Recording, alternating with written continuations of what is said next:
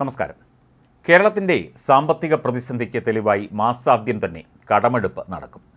സാധാരണ നിലയിൽ മാസാവസാനമാണ് സംസ്ഥാനം കടപ്പത്രം ഇറക്കാറുള്ളത്. ഈ പതിവ് ജൂൺ മാസത്തിൽ മാറുകയാണ്. സംസ്ഥാനത്തിൻ്റെ വികസന പ്രവർത്തനങ്ങളുടെ ധനശേഖരണാർത്ഥം എന്ന പേരിൽ 2000 കോടി രൂപയുടെ കടപ്പത്രം പുറപ്പെടുവിക്കാനാണ് തീരുമാനം. ഇതിനായുള്ള ലേലം ജൂൺ 4-ന് റിസർവ് ബാങ്കിൻ്റെ മുംബൈ ഫോർട്ട് ഓഫീസിൽ കുബേർ സംവിധാനം വഴിയാണ് നടക്കുക. സംസ്ഥാനത്തിന് 2024-25 സാമ്പത്തിക വർഷം 18,253 കോടി രൂപ കൂടി കടമെടുക്കാൻ കേന്ദ്രം അനുമതി നൽകിയിരുന്നു. കഴിഞ്ഞ ഏപ്രിലിൽ 3000 കോടി വായ്പയെടുക്കാനാണ് കേന്ദ്രം മുൻകൂർ അനുമതി നൽകിയത്. ഇതടക്കം 21,253 കോടിയുടെ കടമെടുപ്പിനാണ് ഇതുവരെ അനുമതി ലഭിച്ചിരിക്കുന്നത്. ഏപ്രിൽ മുതൽ ഡിസംബർ വരെയും ജനുവരി മുതൽ മാർച്ച് വരെയും 2 ഘട്ടമായിട്ടാണ് സംസ്ഥാനങ്ങൾക്ക് കടമെടുക്കാൻ കേന്ദ്രം പ്രത്യേക അനുമതി നൽകുന്നത്. ഈ അനുമതി ലഭിച്ചാലേ റിസർവ് ബാങ്ക് വഴിയുള്ള കടമെടുപ്പ് സാധ്യമാകും.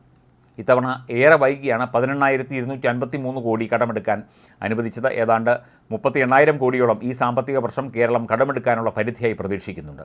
എന്നാൽ കിഫ്ബി ലോണും പെൻഷൻ ഫണ്ടിലേക്കുള്ള വായ്പയും കടമെടുപ്പ് പരിധിയിലേക്ക് കേന്ദ്രം ഉൾപ്പെടുത്തിയാൽ 38,000 കോടിയിൽ വലിയ കുറവുണ്ടാകും.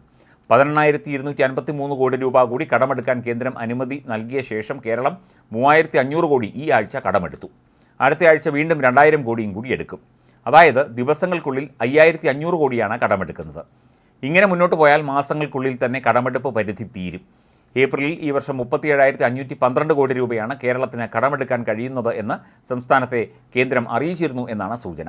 ഇപ്പോൾ അനുമതി കിട്ടിയത് ഏതു മാസം വരെയുള്ള എന്നതിനെപ്പറ്റി വ്യക്തത തേടി കേന്ദ്ര സർക്കാരിന് സംസ്ഥാന ധനവകുപ്പ് കത്തയക്കും.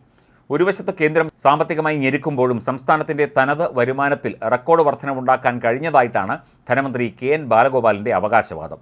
2020-21 സംസ്ഥാനത്തിൻ്റെ തനത് നികുതി വരുമാനം 47,000 കോടി രൂപയായിരുന്നു. 2023-24 ഇത് 77,000 കോടി രൂപയായി ഉയർത്താനായി. 3 വർഷത്തിനുള്ളിലാണ് 60% വർധന. ഈ വർധന കൂടി സംഭവിച്ചില്ലായിരുന്നു എങ്കിൽ കേന്ദ്രത്തിൻ്റെ നയസമീപനങ്ങൾ മൂലം കേരളത്തിൻ്റെ സാമ്പത്തിക കാര്യങ്ങൾ തകർച്ചയിലേക്ക് എത്തുമായിരുന്നു എന്നാണ് ധനമന്ത്രിയുടെ നിരീക്ഷണം. ഈ സാമ്പത്തിക വർഷം മുതൽ ക്ഷേമ പെൻഷനുകൾ അതത് മാസം നൽകുമെന്ന് പ്രഖ്യാപിച്ചിരുന്നു.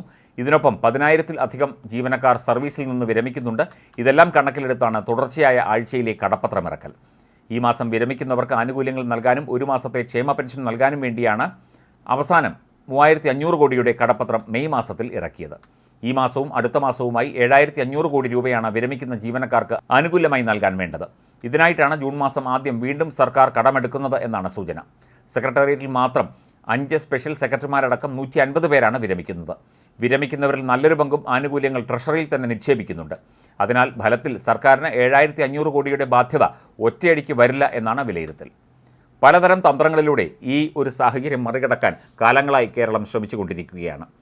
എല്ലാത്തിനും കേന്ദ്രത്തെ കുറ്റപ്പെടുത്തി പിന്മാറുകയാണ് സത്യം പറഞ്ഞു കഴിഞ്ഞാൽ കേരളം ചെയ്യുന്നത്. പക്ഷേ ധനാഗമനവും ധനവിനിയോഗവും കൃത്യമായി ചേർത്ത് കൊണ്ടുപോകാൻ കേരളത്തിന് കഴിയാത്തതാണ് ഈ ഒരു പ്രതിസന്ധിക്ക് കാരണം എന്നാണ് ധനകാര്യ വിദഗ്ധർ വിലയിരുത്തുന്നത്. കൃത്യമായി പറഞ്ഞാൽ വരവിനൊത്ത ചെലവ്, ആവശ്യമില്ലാത്ത ധൂർത്ത്, ആവശ്യമില്ലാത്ത പദ്ധതികൾ അല്ലെങ്കിൽ ആവശ്യമില്ലാത്ത ചെലവാക്കൽ ഇവിടെ കുമിഞ്ഞുകൂടുമ്പോൾ നേരത്തെ ഉണ്ടായിരുന്ന പ്രതിസന്ധി കൂടുതൽ കടുക്കുകയാണ്. അത് കൂടുതൽ കടമെടുക്കാനുള്ള ആ ഒരു പ്രേരണയിലേക്ക് അല്ലെങ്കിൽ ആവശ്യകതയിലേക്ക് എത്തുകയാണ്. അങ്ങനെ കൂടുതൽ ധന ആഗമന മാർഗങ്ങൾ ഉണ്ടെങ്കിൽ പോലും അത് പണം ചോരുന്നത് കൃത്യമായി മനസ്സിലാക്കാനോ അത് വിലയിരുത്താനോ സത്യം പറഞ്ഞാൽ ധനവകുപ്പിന് കഴിയുന്നില്ല എന്നുള്ളതാണ് യാഥാർത്ഥ്യം. ജീവനക്കാരുടെ ശമ്പളത്തിൽ കയറി പിടിക്കാം, അവരുടെ പെൻഷനിലും ക്ഷേമ പെൻഷനിലും കയറി പിടിക്കാം എന്നുള്ളതല്ലാതെ സർക്കാരിൻ്റെ മറ്റു കാര്യങ്ങളൊക്കെ തന്നെ കൃത്യമായി നടന്നു പോകുന്നുണ്ട്. പദ്ധതികളെപ്പറ്റിയൊക്കെ വലിയ വായിൽ കുറേ കാര്യങ്ങൾ തെരഞ്ഞെടുപ്പ് സമയത്തൊക്കെ തന്നെ പറഞ്ഞിരുന്നു. മാത്രമല്ല തെരഞ്ഞെടുപ്പ് തീരുമ്പോഴേക്കും ധനപ്രതിസന്ധി മാറും തുടങ്ങിയ കാര്യങ്ങളൊക്കെ തന്നെ ചൂണ്ടിക്കാട്ടിയിരുന്നു. പക്ഷേ അതൊന്നും സംഭവിച്ചിട്ടില്ല. ഇപ്പോൾ മാസാദ്യം തന്നെ വലിയൊരു തുക കടമെടുക്കേണ്ട അവസ്ഥയിലേക്ക് സംസ്ഥാനം എത്തിയിരിക്കുന്നു എന്നത് വലിയ ദുരവസ്ഥ തന്നെയാണ്.